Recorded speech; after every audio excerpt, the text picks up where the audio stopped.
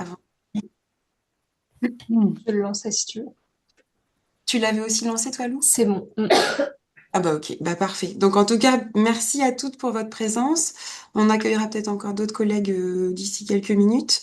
Donc l'idée, c'est qu'on puisse effectivement terminer ce cycle de webinaire avec la partie un peu stratégie, hein, comment est-ce qu'on formalise son projet de tourisme responsable sur la destination. Donc ça fait vraiment un peu la synthèse de tout ce que vous avez pu voir précédemment avec Marie Lépicier qui a animé les 7 autres séquences. Donc voilà, comme d'habitude, soyez relax, hein, c'est pas un cours magistral. Sophie est là pour partager avec vous tout ce qu'elle peut voilà, vous donner comme conseil et comme bonne pratique. Mais n'hésitez pas à poser vos questions pour être le plus à l'aise possible dans le sujet. Sachant que Lou est également présente dans la salle et s'occupe assidûment du tourisme responsable, de la stratégie régionale et de la stratégie de vos destinations. Donc voilà, vous avez des gens vraiment bien expertes, en tout cas entre Sophie et Lou sur le sujet. Voilà, bah, je vous souhaite un bon webinaire et puis Sophie, je te laisse prendre la main. Bien, Merci. bah, merci Marie-Flo pour l'introduction. Effectivement, c'est le dernier webinaire de toute la série et comme l'a dit Marie-Flo, en fait, c'est l'aboutissement, je dirais, de tout ce que vous avez vu auparavant avec Marie. Donc c'est bien, ça va vous permettre un peu de recoller, on va dire, tous les morceaux du puzzle et de voir comment vous pouvez exploiter en fait un peu toute la matière finalement que vous avez probablement commencé à produire, hein, on va dire, pour Destination d'Excellence. Je vais vous partager mon écran. Hop, avec en mode diapo, c'est quand même mieux. Voilà.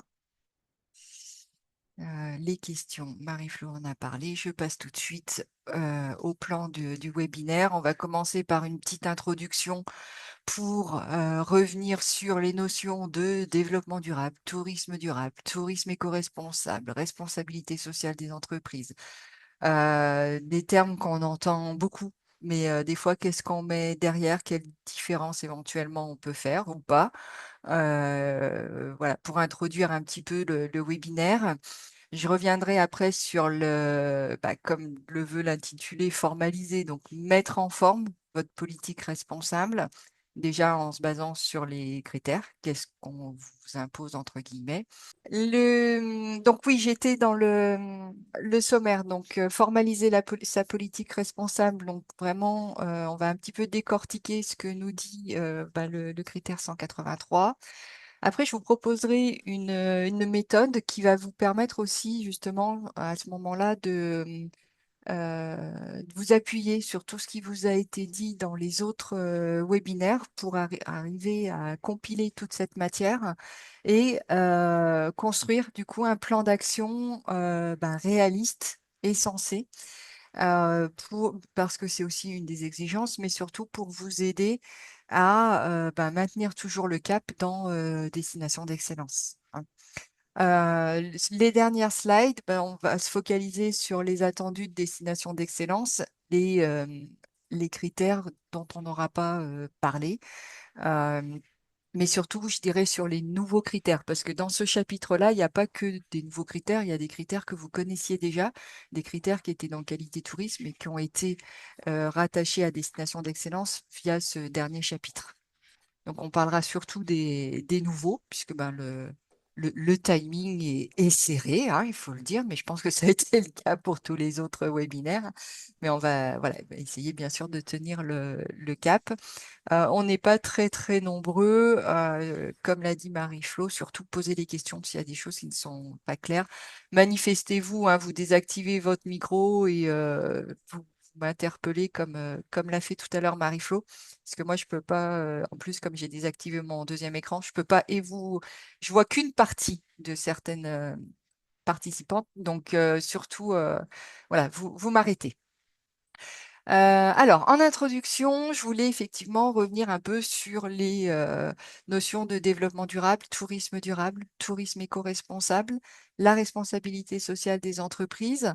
Est-ce qu'il y a une d'entre vous qui veut se lancer? Est-ce qu'il y a quelle différence vous faites entre ces termes-là ou pas? Et éventuellement, si vous pouvez donner des exemples. Je vous prends un petit peu à froid comme ça, mais c'est pour se réveiller.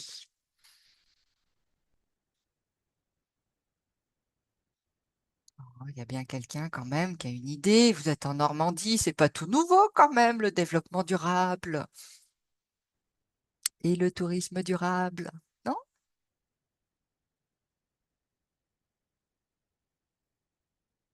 Bon, alors je vais défiler avec des petites notions.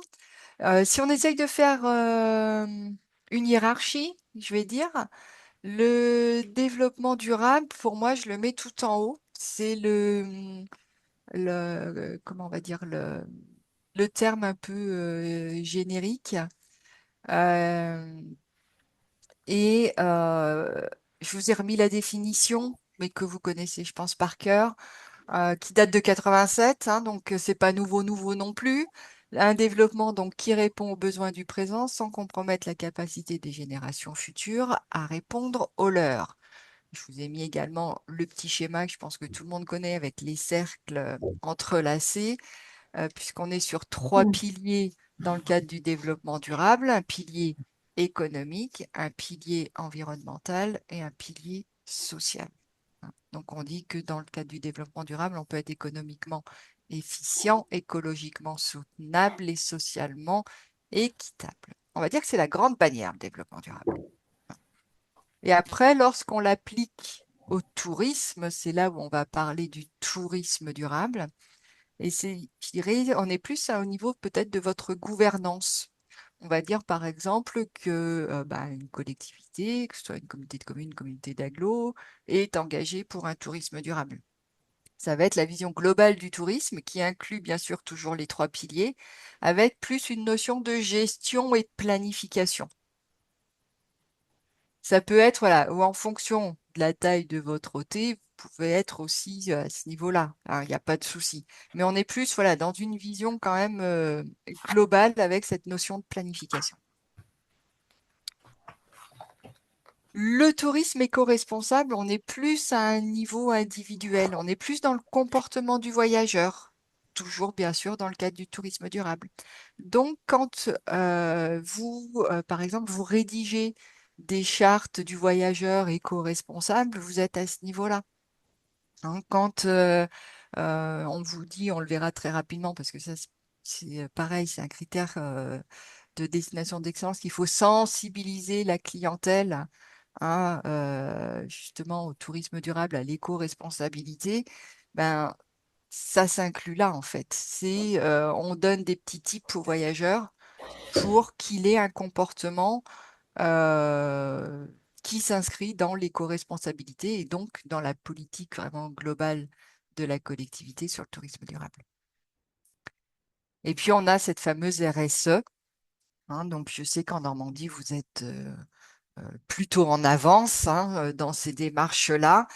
Donc là, ça va être effectivement toutes les actions de l'Office de tourisme qui sont mises en place pour répondre aux enjeux du développement durable. Et donc, toujours sur ces trois piliers, l'économie, l'environnement et le social. Ce petit rappel pour remettre un petit peu, je dirais, les bons termes sur les bons niveaux. Parce qu'on remarque, bah, en fait, on les emploie des fois, bon, d'une façon ou d'une autre, dans un contexte ou dans un autre. Alors, c'est pas faux, hein, parce qu'on parle toujours un peu de la même chose, mais il y a quand même des petites nuances et il me semblait important voilà, de replacer tout ça un peu dans vos contextes aussi, hein, puisque, ben, en tant qu'office de tourisme, vous êtes quand même dans un écosystème, assez large et finalement, effectivement, c'est important de revoir ces différentes notions. Est-ce qu'il y a des remarques, des questions sur ce point-là ou est-ce que vous avez peut-être d'autres exemples à apporter pour que ce soit plus clair? Non, ça me paraît Non, clair. ça va? Ok. Alors, on va passer tout de suite au... Alors, c'est maintenant mon truc qui défile plus. Voilà. Mettre en forme donc la politique responsable, finalement, c'est poser les bases d'une politique RSE. Je pense que ça a été dit sur les autres webinaires. Destination d'excellence, c'est pas une démarche RSE à proprement parler. Par contre, si vous avez envie effectivement de vous lancer dans une démarche RSE, Destination d'excellence peut vous aider à poser les bases. Et finalement, bah, le critère 183 qu'on va voir tout de suite, c'est vraiment ça. C'est poser les bases de cette démarche RSE en s'appuyant sur les critères de destination d'excellence. Donc le critère 183, il nous dit, je vais quand même vous le lire, même si après je l'ai décortiqué, un engagement environnemental, social et sociétal, donc de l'Office de tourisme, a été rédigé, signé, daté et rendu accessible auprès des collaborateurs et des clients. Et puis, entre parenthèses, on vous dit une page maximum, actualisée régulièrement en fonction des évolutions, bien entendu. Donc là, vous êtes quand même super cadré, hein. Là, on retrouve un peu, je dirais, les critères du début de qualité tourisme où vraiment on vous disait très précisément ce qu'il faut faire. Et ce critère-là, voilà, il est quand même, il est important parce que bah, on retrouve le niveau stratégique finalement. Il est important, mais en même temps, il n'est pas si facile à traiter parce que justement, on vous cadre beaucoup. Déjà, vous n'avez pas le choix, entre guillemets, il faut que ce soit un document écrit. Euh, et puis, on vous dit que c'est une page actualisée. Alors là-dessus, moi, je suis assez d'accord, hein. Il faut que ce soit très synthétique, notamment pour les clients. Ça rejoint un peu vos engagements qualité, en fait. Où, souvent, vous aviez beaucoup d'engagements qualité, ou vous les avez peut-être toujours encore, parce que de toute façon, on vous les demande aussi. Euh, où vous aviez des engagements qualité très très fournis, mais le constat qu'on fait, c'est que plus il y en a, ben, moins les clients les lisent. Ce qui est un petit peu dommage parce que le but, c'est quand même aussi de parler aux clients. Donc, le fait qu'on vous dise que ce soit sur une page, c'est bien pour le client, mais ce qui veut dire que vous allez devoir faire des choix, prioriser ce sur quoi vous allez communiquer pour vos clients. Par contre, pour les collaborateurs et en interne, alors quand je dis et en interne, c'est peut-être parce qu'il y en a qui vont vouloir communiquer auprès de leur conseil d'administration, de leur comité de direction ou autre, bah là, il faudra quand même que ce soit plus complet, hein. Et c'est pour ça qu'on dit que c'est la base de la politique RSE, parce que vous allez parler de peut-être d'autres points qui sont moins impactants pour le client, mais qui sont importants pour votre équipe. Pour les clients, vous n'oublierez pas sur cette page-là de parler des actions qui sont mises en place sur le territoire, alors institutionnel ou les acteurs clés, c'est-à-dire ce que va faire votre collectivité. Mettons que vous soyez très très fort sur votre territoire en termes de mobilité douce, bah, vous pouvez axer là-dessus. Et puis, vous avez peut-être des associations ou même des partenaires privés qui sont très, très engagés dans ce domaine, qui font des actions, on va dire, très impactantes euh, sur ce point-là. Et vous pouvez effectivement en parler dans vos engagements pour que ça parle au client, hein. Vraiment employer aussi les mots du client. Il faut éviter d'utiliser du jargon. Dieu sait qu'on en a dans le tourisme, mais bon, un petit peu dans tous les domaines. Mais là, il faut vraiment employer les mots de votre client, de votre visiteur. Et vous n'oublierez pas du coup de sensibiliser à l'éco-responsabilité, puisque ça fait partie aussi des critères, on va le voir tout à l'heure. Mais là, vous voyez déjà qu'en une page, bah, c'est difficile de parler de tout ça, mais il va falloir faire des choix sur ce qui est plus parlant pour vous et surtout ce qui va vous différencier. Parce que pourquoi on vous demande de formaliser cet engagement environnemental, social et sociétal? C'est aussi pour vous démarquer, pour montrer votre exemplarité, bien entendu, mais valoriser votre identité. Aujourd'hui, je pense que si on faisait un tour d'écran, vous êtes tous hein, engagés dans ces démarches de tourisme durable. Hein. Mais il y a d'un office à l'autre, il y a sûrement des points qui sont plus marqués du fait de peut-être de votre territoire, que ce soit au niveau géographique, voire même, je sais pas, géologique ou autre, que vous soyez en bord de mer, plutôt à l'intérieur de terre, etc. Et heureusement, vous n'avez pas tous la même identité. Et même en termes de développement durable, vous n'avez pas tous la même sensibilité, vous ne faites pas tous les mêmes choses. Donc vraiment, pour formaliser cet engagement, vous allez vous appuyer sur ce qui fait votre différence et là, vous arriverez à avoir quelque chose de très synthétique pour le client. Alors, je vous cache pas que j'ai essayé de chercher. Alors, j'ai trouvé des politiques RSE, etc., que je vous montrerai. J'espère qu'on aura le temps que je vous montrerai tout à l'heure. Et j'ai essayé de trouver sur bah, les sites internet et notamment sur les offices de tourisme là qui ont eu destination d'excellence depuis depuis là le mois de mai, quoi. Je crois que les premiers ont été labellisés au mois de mai-juin. J'ai pas trouvé.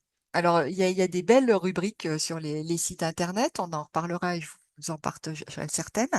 Mais ce document en une page, je pense qu'ils ont fait le choix en fait de le mettre dans leurs espaces d'accueil et pas forcément sur leur site internet.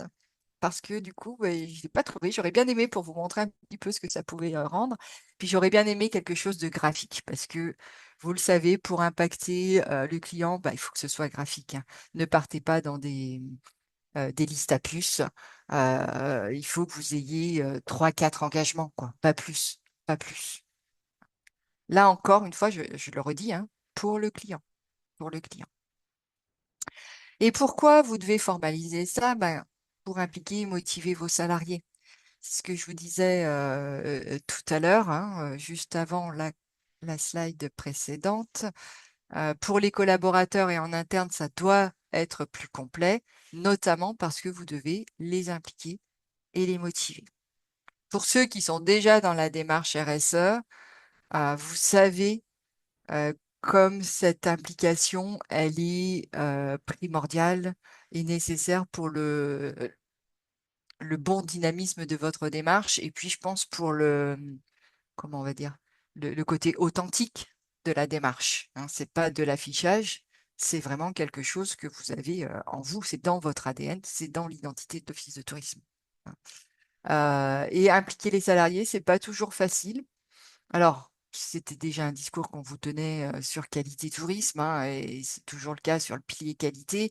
C'est important que tout le monde soit acteur, mais je crois que c'est encore plus vrai et ça peut être encore plus impactant si vous n'arrivez pas à impliquer tout le monde dans le cadre de votre démarche de RSE ou tout simplement pour aller vers du tourisme durable. euh, c'est plus difficile. Et bah, dans une équipe, même si moi je trouve que dans les offices de tourisme, il y a quand même déjà beaucoup de personnes qui sont sensibilisées à ça, mais malgré tout, il y a des niveaux de sensibilisation qui sont très, très différents. Des fois, c'est très rigolo d'ailleurs, parce qu'on a un peu comme je dis, les ayatollahs du tourisme durable, et puis qui côtoient des gens qui sont pas du tout ou très très peu sensibilisés. Mais ça, voilà, c'est la vie d'une équipe et le but, c'est d'essayer d'embarquer le plus de monde possible. Voilà pour poser un peu le cadre et le pourquoi. Hein, toujours bien penser au pourquoi, ben, pour ne pas perdre le sens finalement de tout ce que vous faites. Alors moi, j'ai testé une petite méthode que je voulais vous partager qui fonctionne aussi bien avec des petits ou des grands offices de tourisme, mais là je parle en termes de taille d'équipe. Hein. C'est juste que le temps alloué sera différent en fonction de si vous êtes nombreux ou pas nombreux. C'est une méthode de co-construction et je pense que vous allez pouvoir refaire le lien avec tout ce qui vous a été dit sur les précédents webinaires, parce que l'idée, bah, c'est un petit peu de compiler finalement tout ce que vous faites déjà. Alors, une demi-journée ou une journée d'équipe, encore une fois, ça dépend de la taille. Et là, pour le coup, plus vous êtes nombreux, en fait, plus c'est assez rapide parce que vous allez pouvoir multiplier les groupes et donc chaque groupe va pouvoir travailler en même temps sur différentes thématiques. Euh, Moi, quand je l'ai testé, on était sur des équipes de 10 à 15 personnes. Donc, en moyenne, on arrivait à faire nos 5 groupes. Mais si vous êtes sur des équipes plus petites, c'est pas grave. Vous pouvez même faire, si vous avez une équipe de 5, hein, on en voit encore des offices de tourisme à 5 personnes, bah, vous faites 2 groupes, un groupe de 3, un groupe de 2. Et ces groupes-là travailleront sur plusieurs thématiques. Mais dans ce cas-là, je vous conseille de ne pas faire une journée complète parce qu'après, c'est explosion des cerveaux, mais de faire plutôt plusieurs demi-journées. Quand je dis une feuille de paperboard par mission, ça va être par mission principale de l'office de tourisme. Donc, on va dire l'accueil. À la limite, même, vous pouvez me mettre accueil boutique en même temps. Autre mission, tout ce qui est communication. Les relations partenariales, troisième mission. La commercialisation, quatrième mission. Et la cinquième thématique que je voyais, c'était ce que j'appelle moi le fonctionnement général. C'est-à-dire que quand sur le troisième point, je dis pour chaque mission, vous listez ce qui se fait déjà, c'est-à-dire dans le fonctionnement général, vous allez noter tout ce qui se fait déjà dans votre office avec, comment je dirais, tout ce qui se fait déjà et qui fait l'unanimité, c'est-à-dire ce que tout le monde applique, que ce soit une personne de la communication, de l'accueil ou autre en fait, hein. Donc, par exemple, euh, fonctionnement général, ça va être, ben, on n'utilise plus du tout de vaisselle jetable, quel que soit l'animation ou ben, l'événement sur lequel on travaille. Ben ça rentre dans le fonctionnement général. Donc, vous avez vos 5, on va dire idéalement, donc vos 5 groupes, vos 5 feuilles de paperboard, une feuille par groupe, donc une feuille par mission. Et chacun, donc que vous soyez, on va dire, idéalement, moi je trouve que c'est des groupes de 3, c'est pas mal.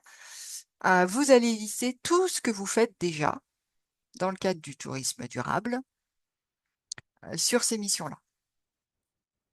Et puis, il vous faudra aussi, alors, où vous faites un 6e groupe, mais le 4e point, quand je mets lister les acteurs phares ou les actions qui se font au niveau du territoire, ça c'est bien de le travailler vraiment tous ensemble en fait. Parce que vous soyez à la com, à l'accueil, aux relations partenariales, vous n'avez des fois pas toujours le même point de vue sur le territoire et c'est très très très complémentaire. Donc moi, ce que j'avais fait dans les offices de tourisme où j'ai fait ça, c'est que bon, d'abord, ils ont travaillé sur les missions et après, on a fait un brainstorming, en fait, où chacun ben, donnait les actions qui étaient faites au niveau du territoire. Tout ça pour répondre aux fameux critères où on vous dit qu'il faut que vous indiquiez les actions qui se font au niveau du territoire. Ah, on n'est pas que au niveau de l'office, mais c'est au niveau, comme je vous l'ai dit, ou de la collectivité ou des associations. Alors, il faut que ce soit des actions très représentatives, hein. Quand j'ai fait ce webinaire il y a 15 jours, il y en a qui m'ont dit oui, mais la crêperie qui utilise des produits locaux. Ok, la crêperie qui utilise des produits locaux, oui, mais c'est pas avec ça que vous allez montrer que vous êtes dans une démarche aboutie au niveau du territoire. Par contre, si sur votre territoire, que ce soit, je sais pas, commune ou même communauté de communes, vous avez un gros programme de sensibilisation, ben, on va regarder cette typologie des restaurants, des restaurateurs pour qu'ils aient un fort pourcentage de produits locaux dans les plats qu'ils proposent. Ouais, mettons que vous ayez, allez, 75% des restaurants qui utilisent des produits locaux. Là, ça peut parler au client et ça, vous pouvez le mettre en avant. Donc, il faut quand même vraiment, c'est pour ça que j'ai mis acteur phare ou action phare, il faut que ce soit représentatif. N'oubliez pas ce que je vous ai dit tout à l'heure, c'est pour vous démarquer. Donc, si c'est ce qu'on peut retrouver un petit peu partout, ne perdez pas, je dirais entre guillemets, du temps à lister ces choses-là. Vous allez, oui, Aline. Ouais, je voulais savoir, ça doit concerner vraiment l'activité touristique, ça peut pas être les cantines, par exemple. Voilà, on parlait du territoire. Bah, oui, si ça vient appuyer mettons Donc il y a un lien. que, ouais, il Ouais. faut qu'il y ait un lien, et si ça vient appuyer un autre argument qui a un lien avec ça. C'est vrai que si, donc les cantines, on va dire que ça peut être la commune qui est très, très engagée, ben, vous pouvez éventuellement, effectivement, parler des cantines.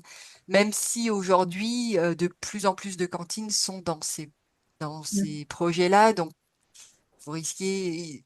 Il faut que ça ait un lien, parce que si vous Ouais. mettez que la cantine, j'ai peur que vous ne vous démarquiez pas, en fait. Parce Ouais. qu'aujourd'hui, c'est un peu des programmes Ouais. finalement nationaux, quoi. Je pensais aux plans alimentaires Oui, territoriaux, là. Voilà, voilà, c'est à ça ouais, que je c'est ça. pensais, en fait. C'est Mm. pour ça. Oui, oui. Mais aujourd'hui, beaucoup de collectivités sont engagées dans ces plans-là. Donc, Ouais. faut vraiment qu'il y ait un lien avec D'accord. autre chose, mais ça peut pas être que ça. Ok, merci. Et après, donc pour chaque action, vous allez définir l'objectif auquel se rattache l'action. Et c'est en lien avec le point que j'ai mis juste derrière. Est-ce que cet objectif, il est plutôt à visée économique, plutôt à visée environnementale ou plutôt à visée sociale ou sociétale? Alors volontairement, là, je vous les ai déjà mis en couleur parce que je vous conseille après de reporter vos actions avec une couleur justement, si c'est un objectif plutôt économique, environnemental, social ou sociétal. Hein. Euh, Il n'y a pas pour déterminer si l'objectif est plutôt à visée économique, environnementale, sociale et sociétale, je dirais qu'il n'y a pas de bonne ou de mauvaise réponse. Hein. Ça va vraiment être vous, en fait, pourquoi vous le faites. Vous verrez tout à l'heure quand je vous parlerai du plan d'action, j'ai volontairement pris des exemples qui pourraient être des fois ou à visée économique ou à visée environnementale, mais en fonction de pourquoi on le fait, de comment on le fait. Et ben pour certains, ça va être plus à visée environnementale, pour d'autres, plus à visée économique. J'y reviendrai, vous comprendrez peut-être ce que je veux dire. Hein. Et donc, je vous disais reporter l'action. Pourquoi reporter l'action? Je vais vous montrer le support d'après. Voilà, moi, comment j'avais travaillé. Une grande feuille de paperboard. Ou si vous avez plus de 5 missions, parce que là, moi, j'ai pris ce qui me semblait commun à tous les offices de tourisme, hein, mais il y en a peut-être que certains d'entre vous font de l'événementiel. Et on sait que l'événementiel a aussi un impact hein, sur tout ce qui est effectivement durable. Donc dans ce cas-là, il faut quand même vraiment le traiter. Et puis vous avez peut-être d'autres missions, je ne sais pas, du congrès ou autre chose. Dans ce cas-là, vous faites le même principe, mais vous prenez un support plus grand, tout simplement. Hein, et vous rajoutez vos missions. Hein. Et l'idée après, c'est justement de reporter. N'oubliez pas, hein, vous serez avec 5 feuilles de paperboard indépendantes différentes. L'idée, c'est de reporter ce contenu des paperboards sur un support commun pour avoir vraiment une vision globale. Hein. Et donc, en fonction de la couleur que vous aurez donnée à vos objectifs, vous allez reporter les actions dans la bonne mission.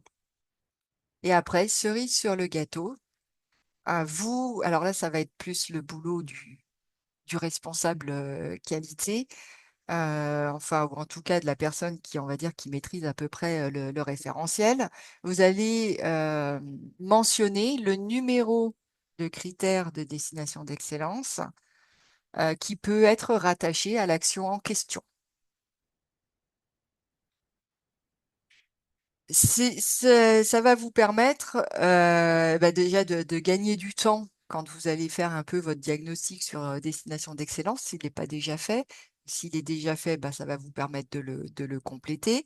Et puis, bah, ça va vous permettre de voir qu'en fait, vous faites déjà énormément de choses qui répondent aux critères de destination d'excellence.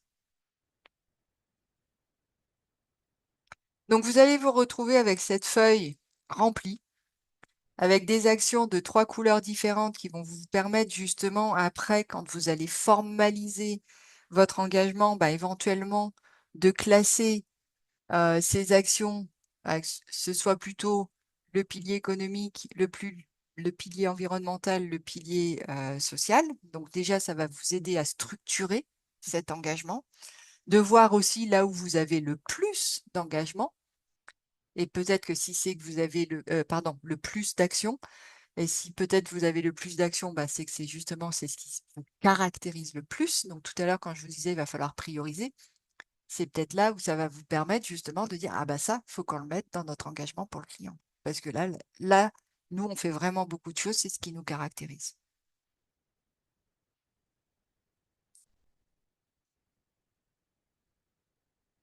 Comme je vous le disais, ça va vous permettre donc de vous rendre compte que vous faites déjà beaucoup de choses en matière de développement durable. Et donc, par ricochet, que vous cochez beaucoup de critères de destination d'excellence et que vous allez au-delà. Enfin, vous en êtes peut-être déjà convaincu et c'est très bien. Mais moi, pour les offices de tourisme avec qui j'ai fait ce travail-là, là, entre, ben, on va dire, mars et juin pour le dernier, quand on a fait ce travail-là, ils se sont dit, ah ouais, on fait tout ça, bah, ça va aller, destination d'excellence. Ça va aller, en fait. OK, derrière, on a un travail de formalisation, d'aller chercher des preuves, etc. Mais en fait, on le fait déjà. Et puis, ben, vous allez au-delà. Ça, c'est très clair. Je vous l'ai dit, le développement durable, c'est pas nouveau. On avait quand même une grosse dizaine de critères hein, dans qualité tourisme sur le développement durable, donc c'est pas nouveau non plus. Et puis, dans le tourisme, il y a quand même cette grosse sensibilisation, comme on le disait. Ça va vous permettre de poser les bases de votre communication responsable pour valoriser vos actions de manière authentique. Et ça, c'est important.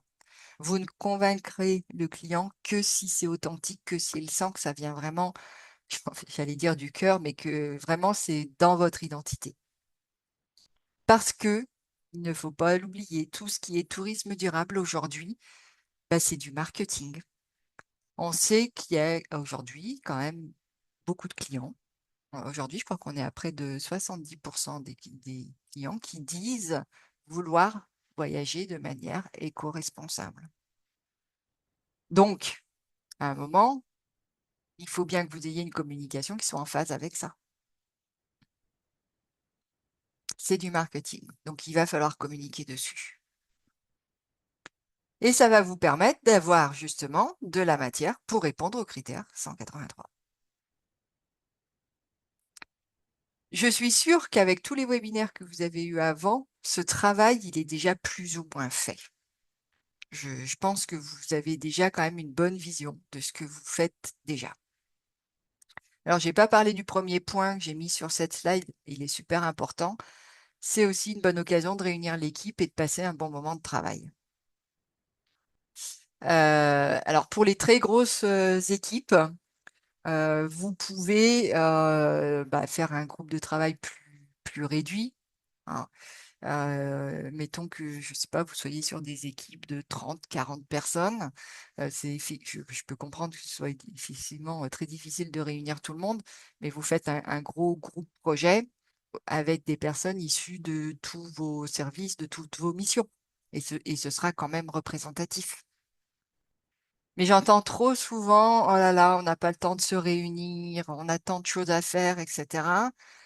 Et finalement, une fois qu'on fait ce travail-là, ah bah ouais, ça nous a pris finalement qu'une journée.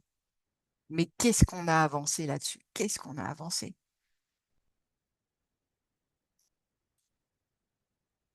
Voilà pour la méthode qui est globalement, enfin moi, il me semble assez simple.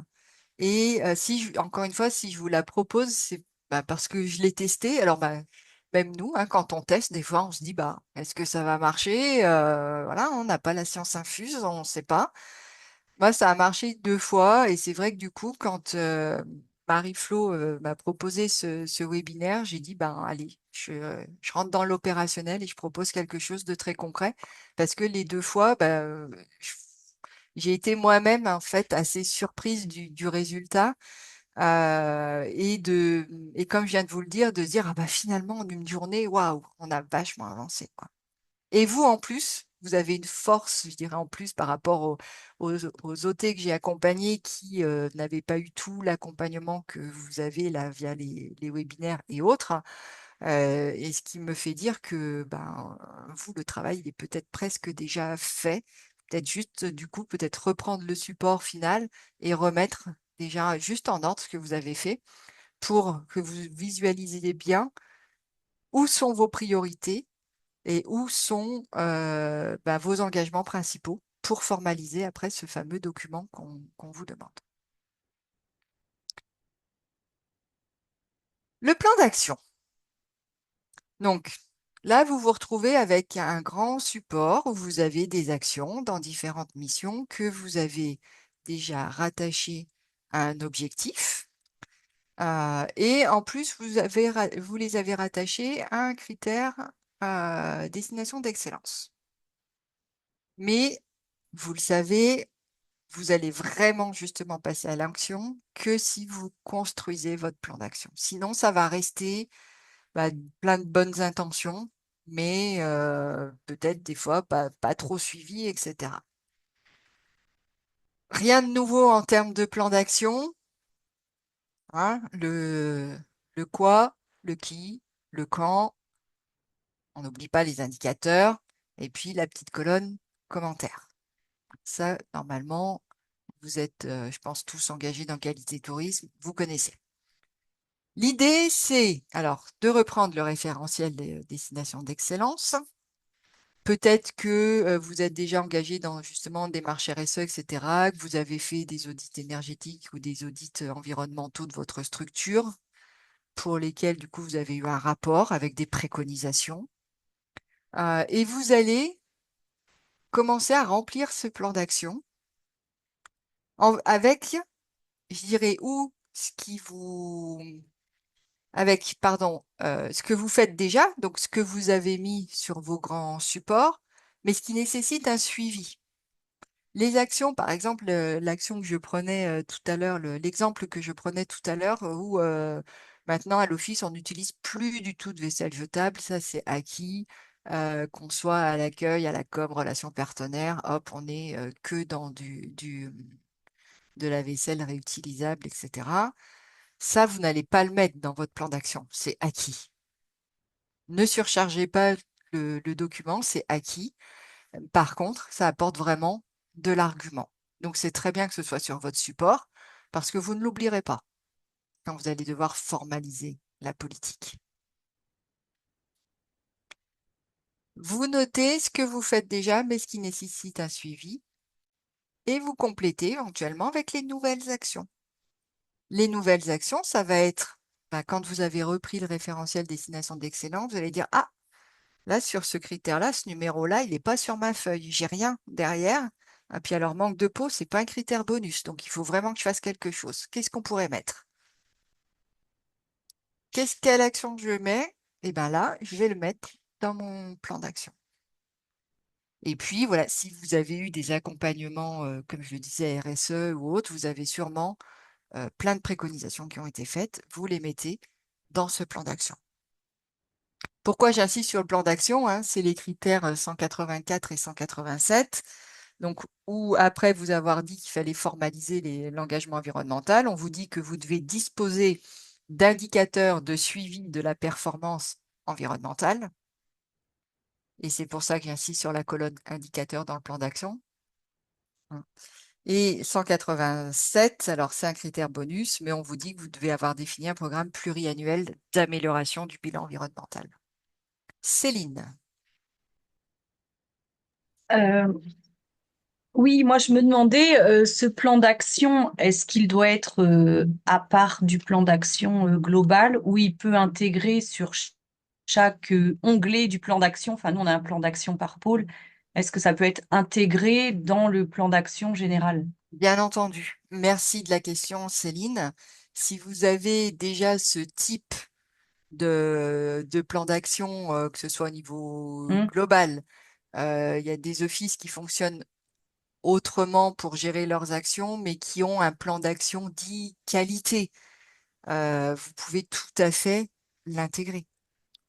J'ai envie de dire, c'est la même consigne que pour qualité tourisme. Ne multipliez pas trop les Bah oui. supports, hein. Mm. Si vous avez déjà ce type de support pour le reste, eh ben, intégrez dedans. En plus, ce sera que plus facile. Tout à l'heure, je vous parlais d'impliquer l'équipe, etc. S'il y a un support qui fonctionne, que tout le monde connaît, bah déjà, vous n'apportez pas une nouveauté sur ce point-là. Donc vraiment, oui, oui. Certains fonctionnent en onglet aussi. Si c'est bah, juste rajouter un onglet développement durable, faites-le. Faites-le. Ok, Hein. Oui, oui. merci.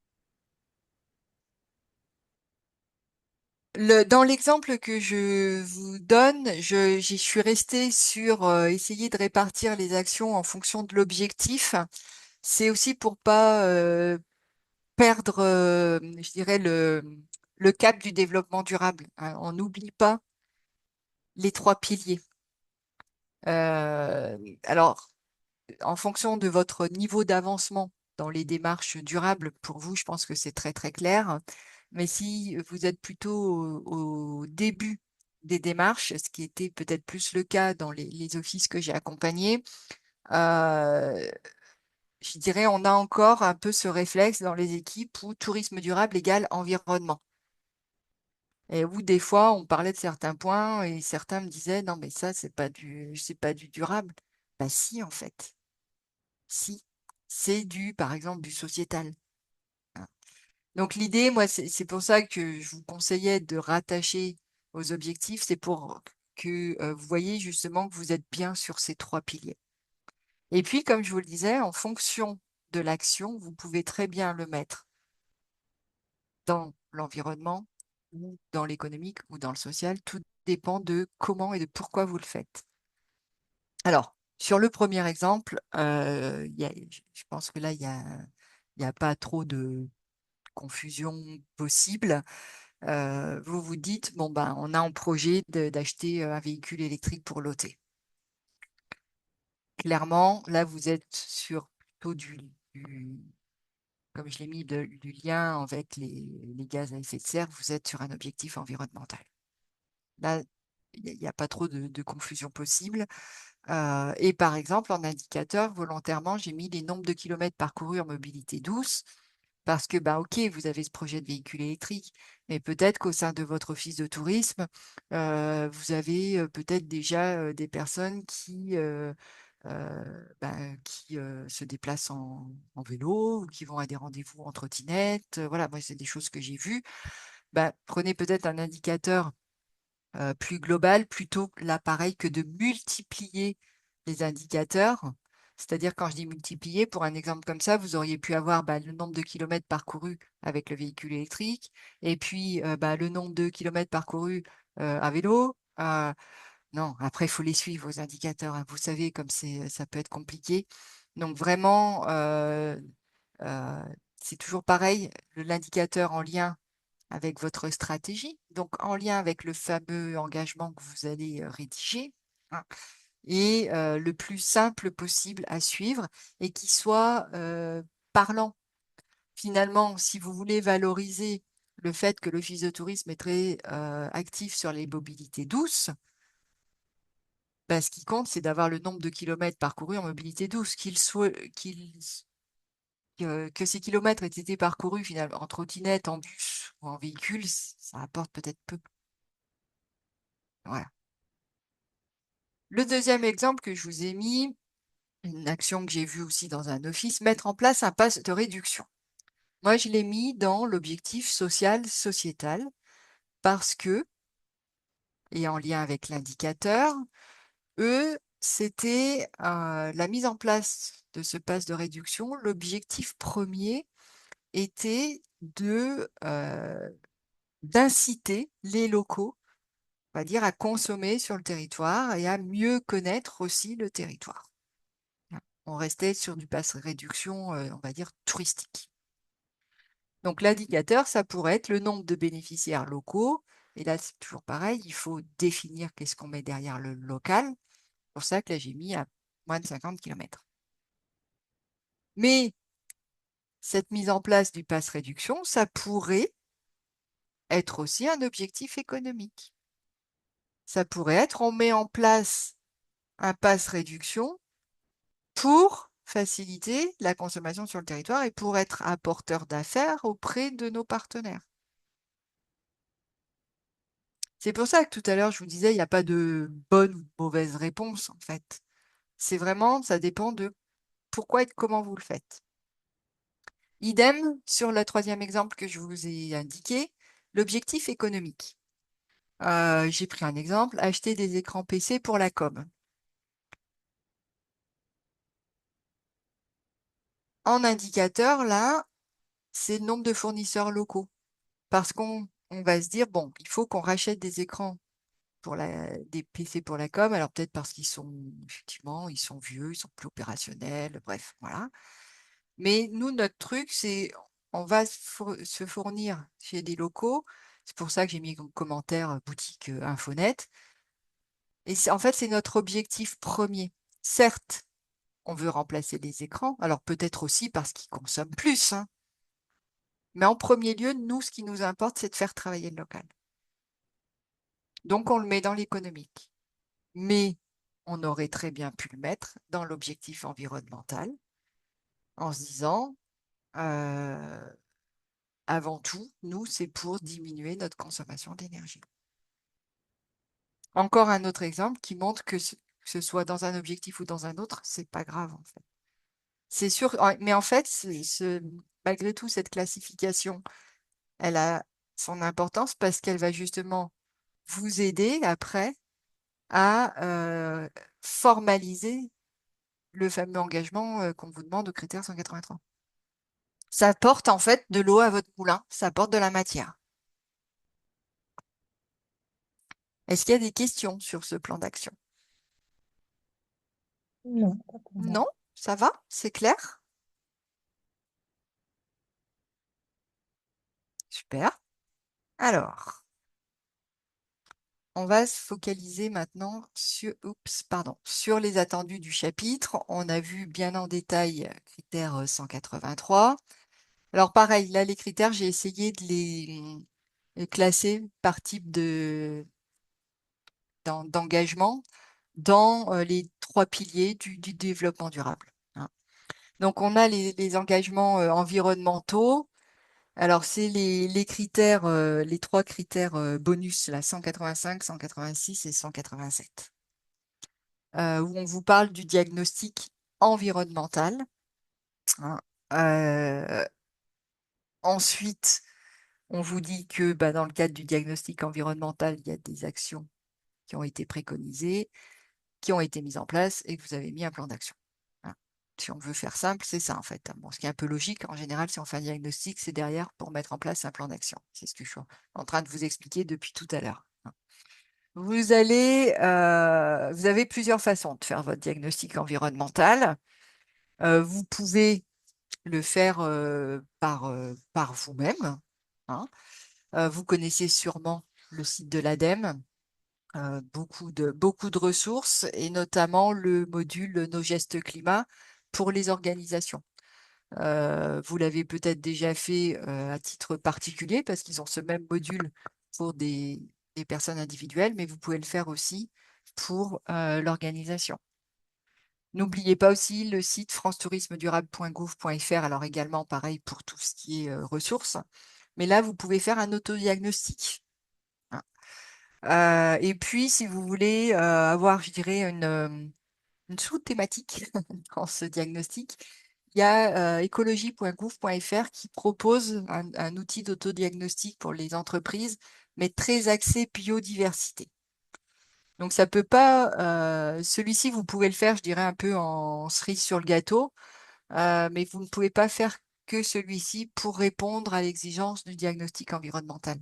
C'est une petite partie dans l'ensemble diagnostic environnemental. Après, vous pouvez vous rapprocher de l'ADEME, hein. Alors, certaines ADEME proposent des services que d'autres ne proposent pas, donc c'est voilà, c'est plus difficile pour moi de vous guider en fonction de ce qui se fait, plutôt voilà, chez vous. Mais il y a des accompagnements qui peuvent être faits par l'ADEME Alors après, et je sais qu'il y en a qui l'ont fait, des offices qui l'ont fait, faire réaliser un bilan carbone par une entreprise privée, hein. Et bien souvent, et c'est peut-être encore plus le cas chez vous en Normandie, comme vous êtes bien avancé dans la RSE, si vous avez eu voilà, un accompagnement RSE, que ce soit par, alors je ne sais pas si c'est quelque chose que propose du coup OTN ou autre, mais CCI ou l'AFDAS ou autre, vous avez eu un document forcément qui vous a été remis et qui fait office de diagnostic environnemental. Moi, les offices que j'ai vus qui ont été accompagnés par l'AFDAS avaient ce type de document. N'oubliez pas, enfin, c'est pas n'oubliez pas, mais pensez aux équivalences, hein. C'est pas parce que sur votre document, c'est pas écrit toute lettre diagnostic environnemental que vous ne l'avez pas, hein. Vous avez des documents qui font office de. Tu as raison de le rappeler, Sophie, parce qu'effectivement, nous, on a de l'outillage et puis tout ce que tu viens de citer, des institutionnels dans l'écosystème dans lequel on est. Donc, oui, oui, bien sûr. Vas-y, Céline. Oui. Oui, moi j'avais une question sur le bilan carbone. Il est considéré encore valide au bout de combien de temps? Parce qu'on va, enfin, nous on l'a fait. Enfin, c'était sur l'année d'il y a 2 ans. En fait, il réalise sur l'année d'avant. Il faut une année complète en Oui. facturation. Mm. Donc, en gros, il a un petit peu plus de 2 ans maintenant. Combien de temps il est considéré valide pour estimer qu'on a fait un diagnostic environnemental? Je ne sais pas, Marie-Flo, si tu as des données là-dessus. Non, moi, Le j'aurais pas critère, l'info. le Après, critère, moi, ouais, le critère ne précise rien si là-dessus. moins de 2 ans, je crois. Non? Critère, Sur le diagnostic, oui, moins de 2 ans, pardon. ouais, Ouais, Ah, ok. il me semble. ouais. Donc, Sur c'est le pareil pour le diagnostic bilan environnemental, carbone. effectivement, il dit moins de 2 ans. Merci, Lou. Euh, après, Franchement, moins de 2 ans, enfin, moi, je trouve que, oui. enfin, Mm. voilà. Moi, spontanément, je dis c'est aussi du bon sens. Bah oui, que de l'apprécier. Et Mm. en 2 ans, qu'est-ce qui va vraiment changer dans ce Mm. domaine-là, en fait, hein. Alors, ben, après, effectivement, si on vous dit moins de 2 ans, Oui, c'est moins de 2 ans. c'est moins de 2 ans, Mm. Ouais. parce que l'auditeur peut vous dire, bah ouais, mais dans le critère, c'est écrit moins de 2 ans. Après, ça Peut-être, s'apprécie, comme tu dis, dans le bon sens. Il faut aussi peut-être lui présenter les choses. Et, enfin, j'imagine bien que si Atout France et ADN ont mis moins de 2 ans, c'est pour pas non plus avoir des présentations de bilan d'il y a 5 ou 6 ans. Mais là, ça peut oui. quand même se négocier. Enfin, tu Ouais. vois, lui dire, bah, on l'a fait, il a 2 ans et demi ou presque 3 ans, ça mérite que vous y jetiez un œil. Enfin, Et peut-être en présentant derrière un plan d'action qui avait mm, été mis en place suite carrément. au bilan carbone, par exemple, Tout et à puis fait. montrer les axes de progression. C'est ce que j'allais ajouter. Encore une fois, le diagnostic, c'est une chose. Parce que vous pouvez avoir fait un diagnostic il y a 2 ans, mais si derrière, vous ne l'avez pas suivi, il n'y a rien, bah là, ça va, vraiment, là, ça va tiquer, hein. Même 3 ans. Mais si votre bilan carbone, il a 3 ans, mais que derrière, vous avez un plan d'action et qu'on voit que chaque année, il y a eu des choses qui ont été faites, qui ont été améliorées, etc., bah là, je pense que ça a toutes les chances de mieux passer, quoi. Mais d'où l'importance du plan d'action dont on parlait tout à l'heure. Merci. D'autres questions à ce sujet? Alors encore une fois, hein, ce sont des critères bonus. Donc pour ceux qui découvrent un peu Destination d'Excellence, qui sont au tout début de la démarche, mettez-le dans vos plans d'action pour les 5 ans à venir, mais ne paniquez pas en disant oh là là, ça on l'a pas fait, parce qu'effectivement, ça se fait pas du jour au lendemain, hein, Céline vient de le dire, c'est un travail sur une année, voilà, donc ne paniquez pas par rapport à ça, hein. Ce sont 3 critères bonus. Ensuite, dans les engagements sociaux et sociétaux, rappelez aussi les objectifs. Donc fidéliser les collaborateurs, pardon, et on sait combien c'est important pour vous aujourd'hui dans le tourisme avec tous les problèmes de recrutement que vous rencontrez. Améliorer la productivité, l'efficacité et l'ambiance de travail, ce qui n'est quand même pas négligeable. Se positionner comme un acteur d'un tourisme plus inclusif. Souvenez-vous, tout à l'heure, je vous ai dit, il faut vous démarquer. Donc là, ça peut être aussi un point pour vous démarquer. Et puis, intégrer les habitants dans les actions de l'OT, hein, on dit sociétaux. C'est vraiment ce point-là. Alors, quels sont les critères qu'on peut rattacher aux engagements sociaux et sociétaux? Il y a le critère 188 et 190 où on vous parle de sensibilisation et de formation. C'est pas ou, c'est bien et.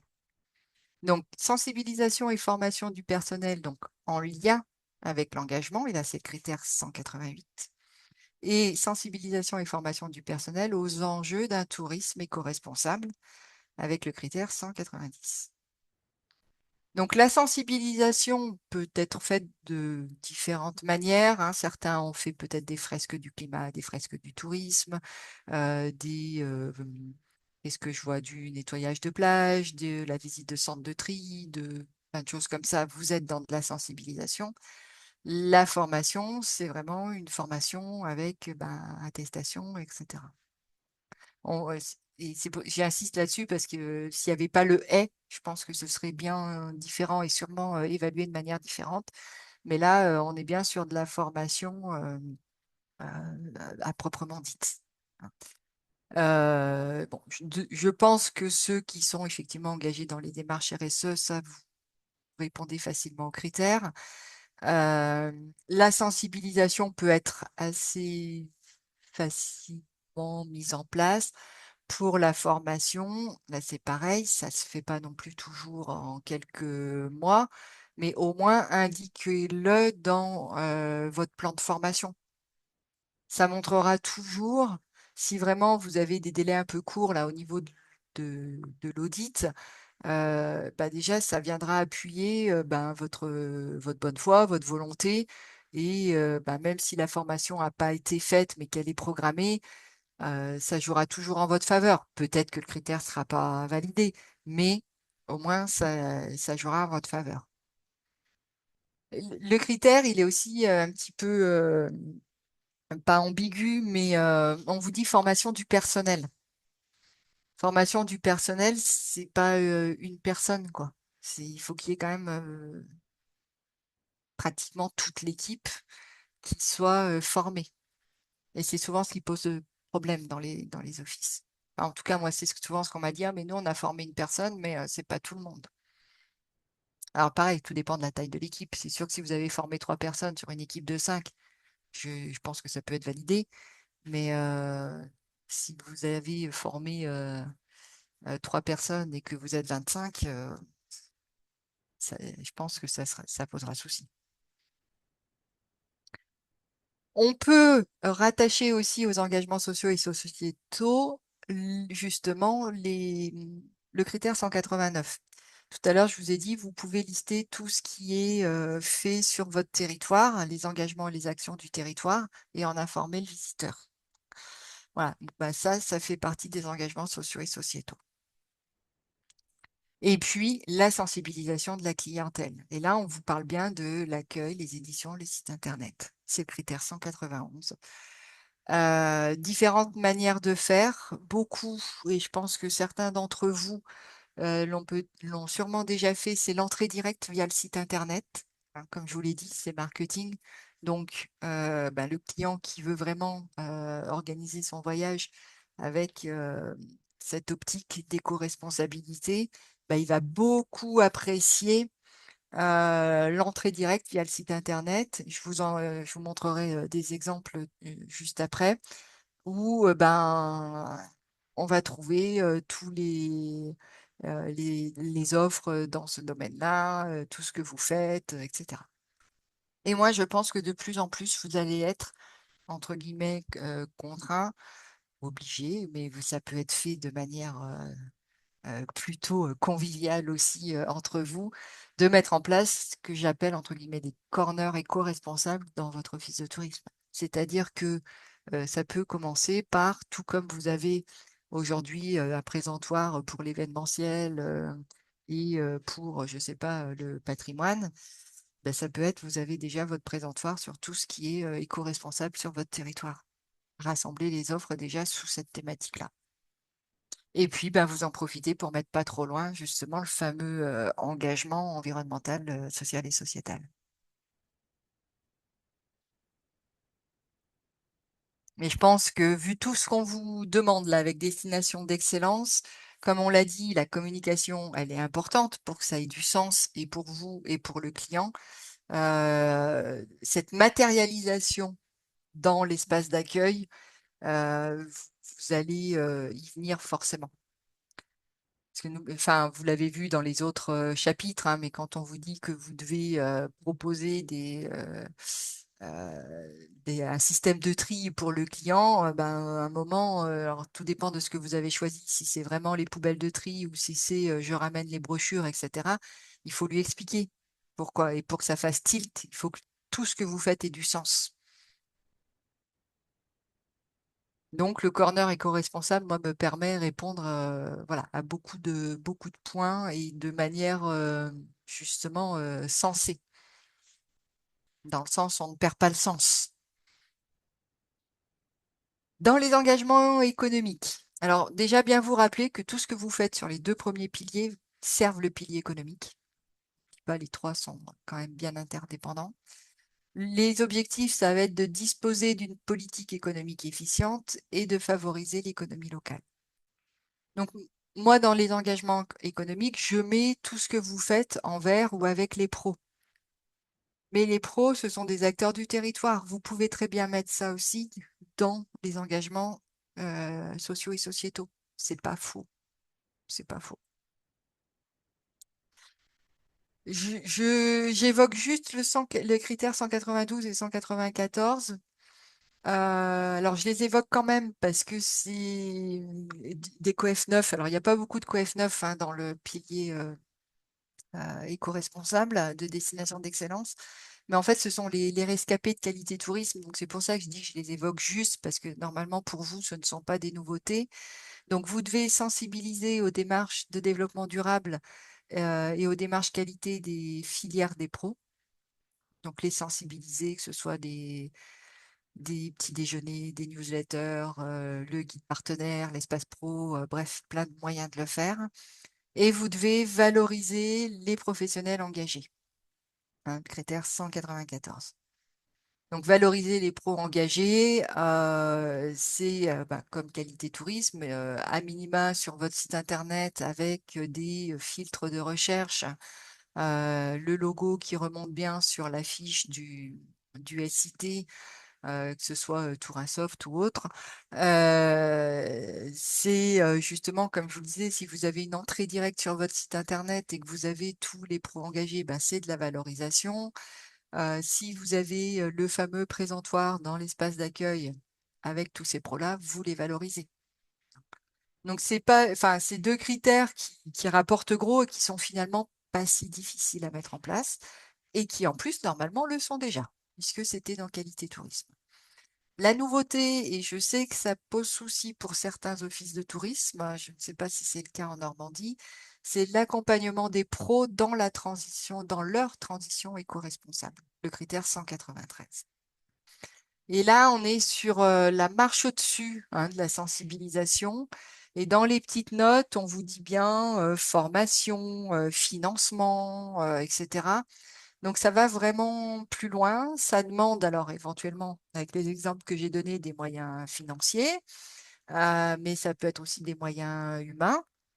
Mettons que vous ayez mis en place un référentiel pour vos pros qui les conduisent à aller vers plus d'éco-responsabilité. Ben voilà, derrière ça fonctionne si effectivement vous allez les accompagner, leur expliquer, etc. Est-ce qu'il y a peut-être rapidement des exemples, puisque je pense que vous, il y a des offices qui le font, ça, sur l'accompagnement des pros dans la transition éco-responsable?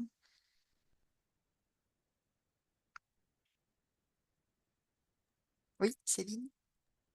Alors, moi, je le fais, mais que sur Deauville, Oui, parmi toutes nos villes, par le biais d'un label, en fait, d'accord. Bah, dont, voilà, dont bon l'Office de exemple. tourisme est pilote. et pilote du groupe des sociopros engagés, d'une dizaine de sociopros. Donc, chez nous, c'est Destination Innovante et Durable. Ok, oui. Donc, c'est à travers ce label. Mais par contre, il y a tout un pan des partenaires qui n'est pas traité, puisque le label, c'est le label d'une seule ville. Oui, mais enfin, pour moi, ça valide le critère, il n'y a pas de souci. Ouais. Oui, oui. Parce Peut-être, que, vas-y, Céline. excuse-moi, Non, je non. dis, enfin, nous, on a le label, mais en dehors du pilotage d'un groupe et des sociopros à travers un label, je trouve que ça a l'air compliqué quand même. Oui, c'est compliqué. Ouais. Il y a le LOT qui avait mis en place un référentiel, donc c'était vraiment au niveau du département, pour l'accompagnement. Ça répondait vraiment à ça, hein, l'accompagnement des pros dans la transition éco-responsable. Ils ont formé les offices de tourisme qui, eux, donc, je dirais, allaient vraiment prêcher la bonne parole, mais plus que ça, hein, parce que c'était de l'accompagnement. Et donc, quand j'ai vu ce critère-là dans Destination d'excellence, je me suis permise de rappeler les contacts que j'avais dans le Lot. Et en fait, ils m'ont dit, mais nous, on a arrêté parce qu'on n'avait pas les moyens. Et Bah oui, c'est ça. voilà, les Mm. offices de tourisme, en fait, n'avaient pas les, alors, pas le temps parce que pas les moyens humains derrière de mener à bien tout ce travail-là. Mais il y Alors, a c'est certains. justement ce qu'on est en train de faire, nous, avec l'Occitanie, ce qu'on est en train de débroussailler, je dirais, comme sujet. Je ne sais pas si tu vas en parler, Lou, pour présenter rapidement le sujet aux Oui, collègues connectés, ou le ouais. rappeler. Mm. Du coup, en continuité du projet RSO et transition durable des destinations, OTN et le CRTLO Occitanie ont ou monté un groupe de travail de 13 OGD. Donc, il y a 7 offices de tourisme normands, dont le Havre qui est connecté, et 6 OGD Occitane, dont un ADT, l'ADT du Tarn. Donc, ce projet, il a pour objectif de faire des offices de tourisme des managers de transition responsables et que les offices de tourisme aient les clés en main pour pouvoir accompagner les sociopros de leur territoire vers leur transition responsable. L'idée, c'est que les offices de tourisme se mettent en relation notamment avec toutes les parties prenantes de leur territoire qui ont des outils et qui ont les moyens d'accompagner ces sociopros, du style les CCI, les services économiques des collectivités, voilà, et qu'ils puissent vraiment devenir des référents et qu'ils puissent conseiller de façon très précise les sociopros qui auraient la demande. Et donc engager comme ça toutes les parties prenantes de la destination dans une transition responsable, que toutes les parties prenantes, que ce soit pas que l'office de tourisme qui engage la responsabilité sociétale du territoire. Ouais, super, parfait. Ça répond pleinement, effectivement, aux Mm. exigences. Donc ça, c'est en construction pour C'est l'instant. ça. Ouais, Mm. super, très bien. Et l'idée, c'est que chaque office puisse déterminer après le curseur, le niveau de Oui, profondeur sur lequel il pourra opérer, puisque tu viens de le dire, Sophie, dans le Lot, ils ont dû arrêter parce qu'ils n'avaient pas les moyens. Là, l'idée, c'est bien de donner toute la batterie d'outils possibles et que chaque office puisse se positionner au regard de sa stratégie, de ses spécificités, de son staff et des demandes, etc., pour soit faciliter, soit mener l'accompagnement, mais qu'ils aient tout de possible, en fait. oui, Voilà. bien. Alors, je Ouais, vois ouais, qu'on c'est cool. Mm. En engagement économique, je vous ai mis aussi la politique d'achat responsable, même si dans Destination d'excellence, on ne vous le dit pas texto hein, d'avoir une politique d'achat responsable, mais vous l'avez vu avec les autres webinaires, c'est un petit peu tout comme quand même, hein, parce que quand on vous parle d'avoir du matériel reconditionné, des produits d'entretien vertueux, etc. Un moment pour le prouver. Alors bien sûr, vous pouvez donner des factures, mais autant donner un peu plus de contenu à tout ça et de formaliser une politique d'achat responsable, puisque vous faites déjà énormément de choses, moi, de ce que je peux voir hein, dans les offices. Vous êtes très souvent en circuit court. avec vos sélections des fournisseurs pour la boutique, mais aussi dans le fonctionnement général. Et là, vous allez donner des exemples à chaque fois. L'achat de produits vertueux, écologiques, que ce soit du recyclé, du réutilisable. Je vois des offices qui donnent des fois des anciens de l'ancien matériel ou des fournitures à des recycleries, des choses comme ça. Voilà, tout ça, ça fait partie d'une politique aussi d'achat responsable. Et donner des exemples vous permet de prouver que cette politique est vraie et sincère.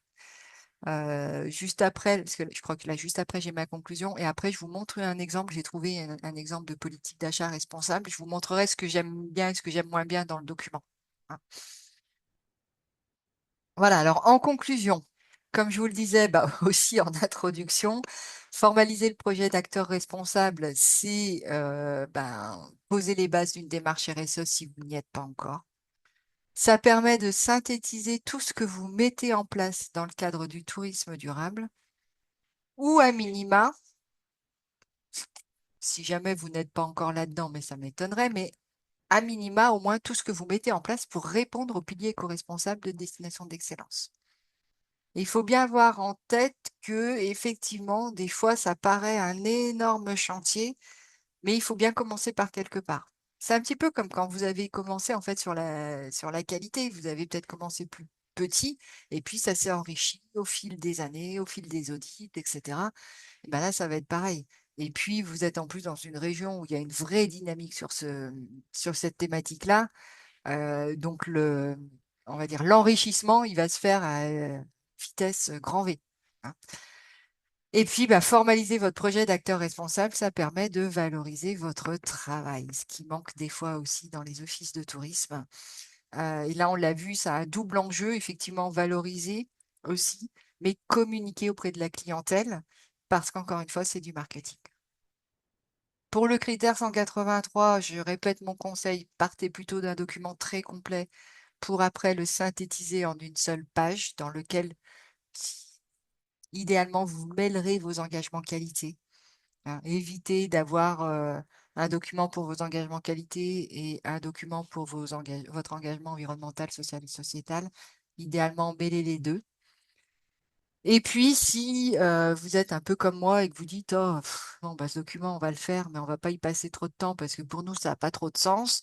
Si vous avez envie de lui donner une autre forme selon la cible, et moi, pour ça, je vois bien éventuellement une vidéo, rien ne vous empêche, en plus, de travailler sur une vidéo dans laquelle vous allez justement expliquer ce qu'est votre ADN en termes de tourisme durable. L'enjeu, l'enjeu quand même avant tout, c'est de montrer que votre démarche est sincère et authentique. Il n'y a rien de pire que le greenwashing, et je crois encore plus dans le tourisme. Et puis, de plus en plus, quand même, le client n'est pas dupe. Hein. Donc vraiment, et c'est pour ça que tout à l'heure, je vous disais, vous démarquer, c'est vraiment montrer que c'est sincère et authentique et aller sur ce qui fait votre différence.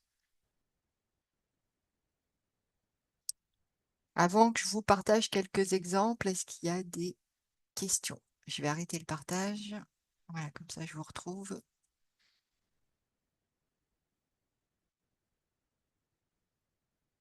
Alors, je vais vous partager.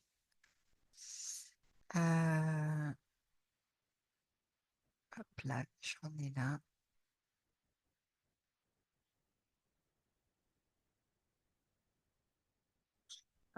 C'est la politique RSE de l'Office de tourisme et congrès d'Antibes. Alors, vous allez vous dire, oh là là, il y a beaucoup. Mais comme je vous l'ai dit, qui peut le plus, peut le moins. Donc après, vous l'adaptez à vos activités et à ce que vous faites. Hein. C'est effectivement un document qui fait 12 pages, mais qui pourrait en faire 3, et ça serait très bien en fonction des missions que vous menez. Hein. Donc là, ils représentent effectivement, là, vous voyez déjà, ils ont 4 gros pôles: tourisme, événements grand public, événements professionnels, événements sportifs. Pourquoi pas? Hein. Ils réexpliquent quelques chiffres. Là, il vous explique vraiment, effectivement, les axes stratégiques, la politique RSE. Donc, ceux qui sont dans la politique RSE, déjà, ça doit, je pense, vous parler. Hein. Et après, ils reprennent voyez les 3 piliers.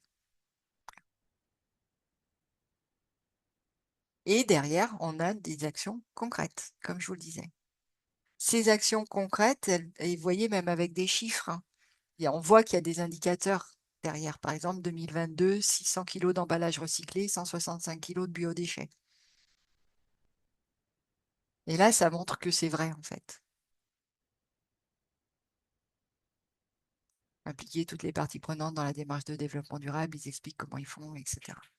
C'est voilà, un exemple que je vous montrerai, que je vous mettrai, pardon, que j'enverrai tout hein, à Marie-Flo avec le webinaire et vous pourrez les retrouver. Je vous ai parlé de la politique d'achat responsable. Alors, j'ai trouvé celle de Grenoble, alors qui tient en une page, où on rappelle un peu voilà, les enjeux, les objets, l'objet, les engagements. Hein. Donc là, ils ont 8 engagements sur... c'est peut-être un peu petit, non? Hop, voilà. 8 engagements pour leur politique d'achat responsable. Euh, Moi, j'y aurais bien vu un peu plus d'exemples, justement, des choses peut-être un peu plus concrètes. Euh, Comme je le disais, pour montrer que c'est vraiment en vous avec des choses voilà, très concrètes. Mais bon, ça a le mérite d'exister, ça vous donne un peu une idée de ce que ça peut être. Mais vous voyez, bon, là, elle fait une page, mettons que vous rajoutez quelques exemples. En 2 pages, la politique d'achat responsable, elle est faite, quoi. Et si vous reprenez les critères de destination d'excellence, il y a moyen vraiment de mettre du contenu dans ce document-là. Et puis, un autre document, alors qui n'a pas été fait pour destination d'excellence, parce que c'était déjà un document qui avait été fait sous qualité tourisme. D'ailleurs, vous voyez, c'est 2022-2025. Un office de tourisme qui avait formalisé sa stratégie de développement durable. Et alors, pour le coup, moi, ce que j'aime beaucoup dans ce document-là, c'est qu'on a vraiment pratiquement que des actions en fait. Donc du coup, c'est très très parlant, c'est très opérationnel et on n'est pas du tout dans le greenwashing en fait. Donc pareil, je vous le mettrai. Ce que j'avais bien aimé aussi, c'est on n'oublie pas les 3 piliers du développement durable, économique, social, environnemental. Et là, vous voyez, sur l'axe environnemental, ben, ils avaient fait un peu la liste. Mais ça, c'est un document, encore une fois, pour l'interne. Ça, vous ne pouvez pas mettre ça dans votre espace d'accueil. Non. Mais malheureusement, je n'ai pas d'exemple à vous donner pour les espaces d'accueil. Alors, j'espère que ça va se développer. Alors, normalement, ça devrait se développer avec les exigences de destination d'excellence. Mais voilà, je n'ai pas trouvé ce fameux document en une page qui doit être communiqué aux clients, etc. Pour les sites internet, je vois que j'ai encore, allez, 1 minute. Je vais vous partager.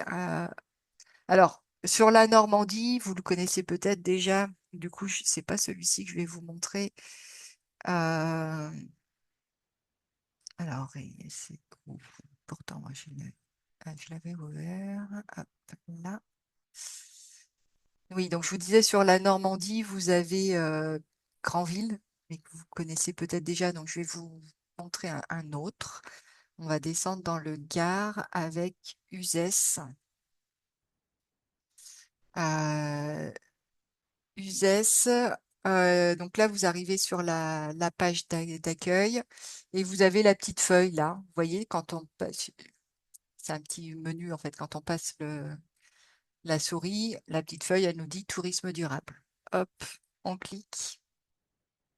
Et là, alors, je dis non à l'ISIO, voilà. Nature et durable. Donc, on vous réexplique un petit peu voilà, la destination, pourquoi c'est nature, etc. Les plus beaux paysages.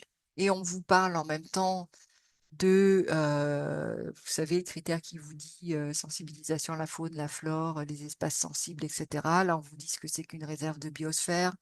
Après, on parle de la garrigue gardoise, des sites Natura 2000. Vous avez voilà, les différents sites là Une petite vignette. Laissez-nous votre meilleure empreinte. On est donc là dans le volet, comme je vous le disais tout à l'heure, éco-responsable, hein, avec les bonnes pratiques pour être un voyageur responsable. Hop. Les mobilités douces. Donc là, vous êtes pleinement aussi dans qu'est-ce que fait le territoire dans le domaine du tourisme durable. Donc là, en l'occurrence, voilà, ils parlent du réseau de transport en commun. Ils vont vous parler des sentiers de rando, des boucles cyclo à cheval. Voilà, vous avez tous des boucles cyclo, des sentiers de rando. Enfin, vous pouvez assez facilement répondre. Vous répondez à beaucoup de critères ou qu'on a vu aujourd'hui ou que vous avez vu dans les précédents webinaires. 6h59. Ouf, j'ai eu chaud. Trop forte. Ça, c'est qualitatif, comme d'hab.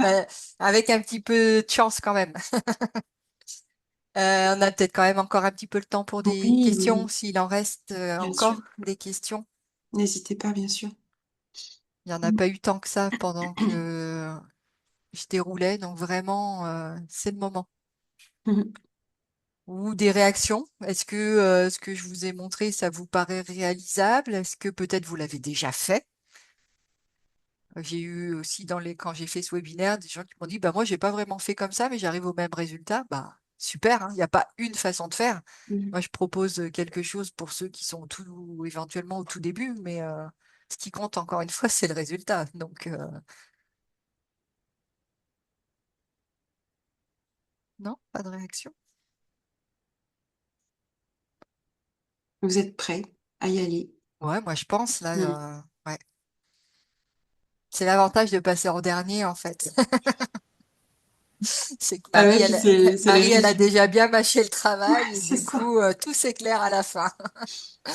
Puis comme c'était le sujet de synthèse de tout ce qui a été vu, Eh forcément. oui, mm, Puis certains d'entre vous sont aussi assez avancés, comme tu l'as dit bien tout au sûr. long de ton intervention. Donc c'est aussi intéressant de pouvoir. C'est le moment de le valoriser aussi, en plus des certifications que vous avez pu obtenir pour les uns pour les autres, mais de pouvoir aussi, à travers Dex, valoriser tout ce que vous avez mis en place. Donc, et c'est pas fini, parce qu'il y a encore plein de choses à faire. Donc, Mm.